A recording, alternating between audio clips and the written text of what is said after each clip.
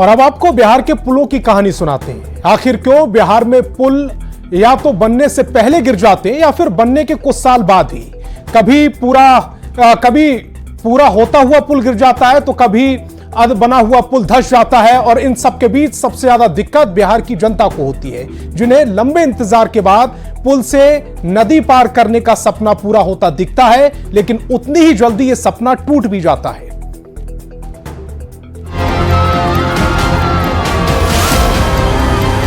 अजब बिहार की गजब कहानी।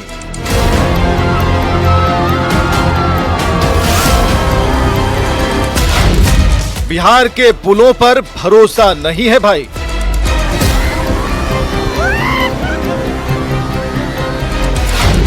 लागत ज्यादा, उम्र कम, यही है पुलों की कहानी।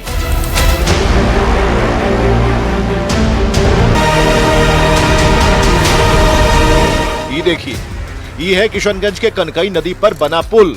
सिर्फ 70 मीटर इसकी लंबाई है, चौड़ाई है 12 मीटर, जो 2011 में 25 लाख रुपए की लागत से बना था। लेकिन बेचारा ये पुल तो 13 साल में धंस गया और नौबत आ गया है नदी में समाधि लेने का। अब बेचारा पुल का इसमें क्या गलती है? जितना अच्छा मटेरियल से पुल बनेगा उतना ही ज्यादा दिन तक चलेगा। लेकिन अब सारा दोष पुल को भी तो नहीं दे सकते ना। थोड़ा बहुत गलती पुल बनाने वाले ठेकेदार साहब का भी है। काहे कि ठेकेदार साहब को पता नहीं होगा कि पुल बनाने में कौन सा मटेरियल और कितना इस्तेमाल करते हैं। सरकार तो जनता की सुविधा के लिए भर भर के पैसा।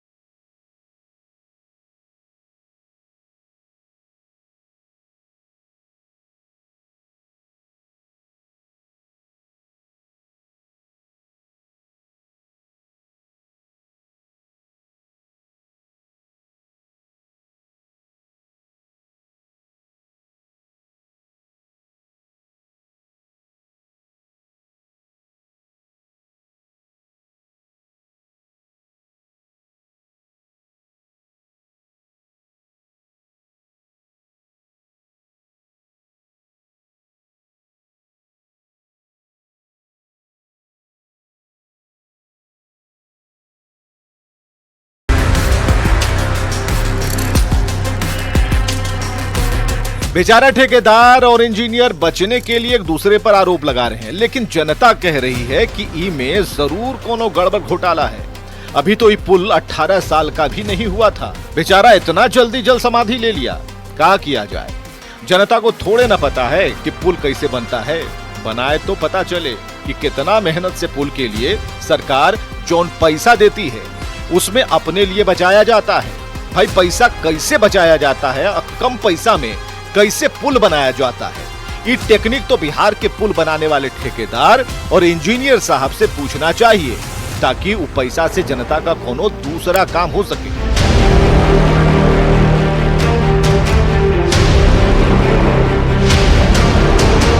अररिया नदी पर बन रहा पुल जब गिरा तो लगा चलो कोई बात नहीं, एक आध हादसा हो जाता है, इसका मतलब ही थोड़े है कि सब पुल गिरिए जाएगा।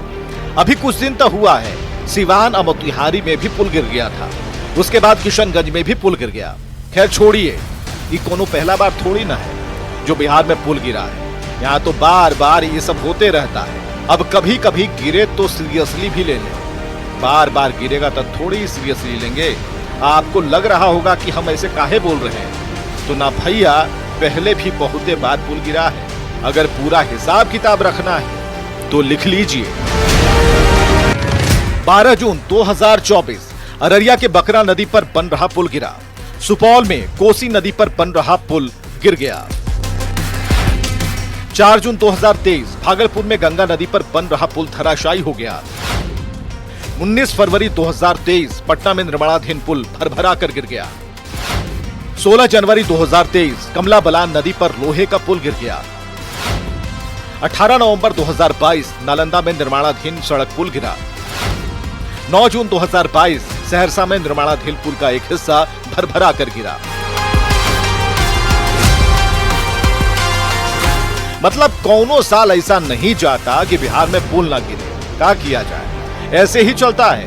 मुख्यमंत्री नीतीश कुमार और केंद्र सरकार पुल अब पुलिया बनाने के लिए पैसा तो देते हैं, लेकिन पैसा बचाने का टेक्निक बिहार के ठेकेदार और इंजीनियर में ऐसा है कि उस चक्कर में पुल ही कमजोर हो जाता है। इसके चलते पैसा बचाने का ये टेक्निक सबको पता चल जाता है और गलती पुल का भी है।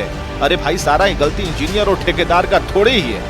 पुल को भी समझना चाहिए, इतना जल्दी गिरने की क्या जरूरत है। चाहे कुछ साल बाद गिरते, लेकिन ऐसा लगता है कि बिहार के पुल में कंपटीशन चल रहा है कि कौन पहले गिरेगा और कौन बाद में। आई चक्कर में जनता परेशान। ठेकेदार और इंजीनियर के लिए बहार है, यह तो बिहार है।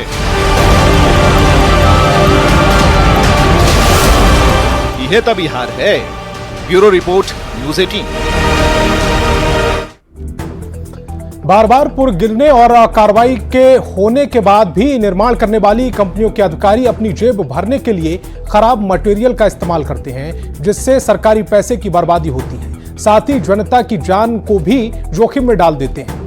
आप जरा अनुमान लगाइए, जो पुल उद्घाटन से पहले गिर जा रहे हैं, वो उद्घाटन होने के बाद अगर गिर जाते तब कितना बड़ा हादसा हो सकता था और इसमें कितने लोगों की जान जा सकती थी। लेकिन अफसोस की बात यह है कि इतने हादसे के बाद भी ये अधिकारी ना तो लापरवाही करने की कोताही करते हैं और ना ही जान से खिलवाड़ करने से पीछे हटते हैं।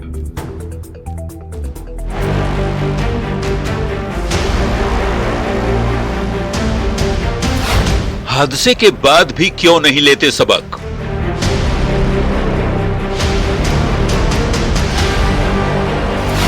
ऐसे अधिकारियों का क्या है इलाज?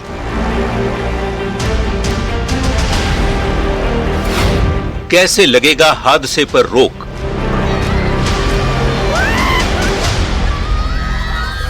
पिछले 3 साल में दर्जनों पुल या तो बनने के दौरान गिर गए या फिर बनने के कुछ दिनों के बाद ही धराशायी हो गए।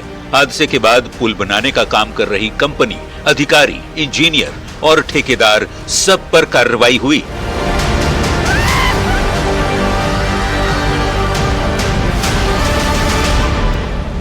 मुख्यमंत्री नीतीश कुमार भ्रष्टाचार पर जीरो टॉलरेंस की नीति के तहत काम करते हैं।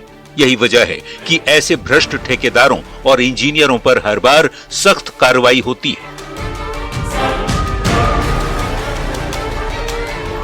सरकार के एक्शन के बाद उम्मीद जगती है कि अगली बार शायद ऐसे हादसे नहीं होंगे, लेकिन तभी कहीं न कहीं से एक बार फिर किसी न किसी जिले से पुल के गिरने की खबर आ जाती है।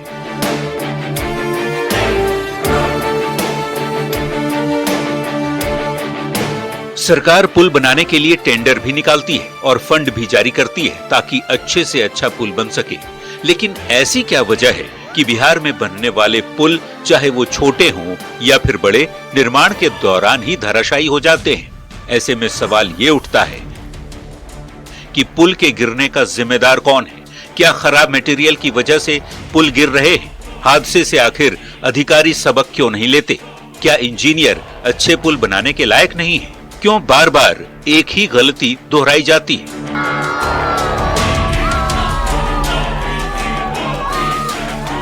ये सवाल इसलिए भी उठने लगे हैं क्योंकि पुल गिरने का सिलसिला लगातार जारी है। तो क्या ये मान लिया जाए कि जिन ठेकेदारों को पुल बनाने का जिम्मा दिया जाता है, या तो वो पुल बनाने में घटिया क्वालिटी के मटेरियल का इस्तेमाल करते हैं, या फिर जो इंजीनियर पुल बनवाते हैं वो इस लायक नहीं है कि उन्हें पुल बनाने की जिम्मेदारी दी जाए। पुल गिरने के बाद अधिकारी अपनी गलती को छुपाने के लिए जो तर्क देते हैं वो भी आपको हैरान कर सकते हैं, और इसका उदाहरण अररिया में पुल के गिरने का जो कारण बताया गया उससे भी आप समझ सकते हैं। मतलब पुल गिरने के बाद उसे बनाने वालों पर कार्रवाई तो होगी, लेकिन सवाल यह है कि क्या इंजीनियर को यह नहीं पता था कि नदी में पानी का बहाव तेज होगा? उसके लिए नदी में मजबूत नींव क्यों नहीं दी गई? क्या इंजीनियर को नदी में पुल बनाने का अनुभव नहीं था? सारे मानकों को ध्यान में रखकर निर्माण क्यों नहीं करवाया जाता है?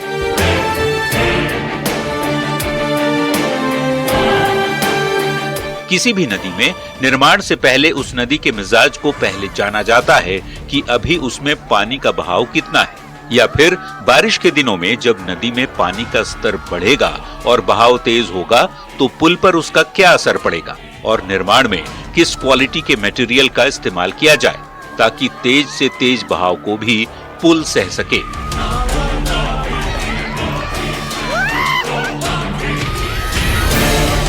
अगर इन मानकों का पता लगाकर पुल बनाने का काम शुरू किया जाता तो इस तरह के हादसे होने से रोका जा सकता था, जिससे जनता के टैक्स के पैसों की बर्बादी ना होती, न ही पुल बनने की उम्मीद में बैठी जनता का सपना ही टूटता।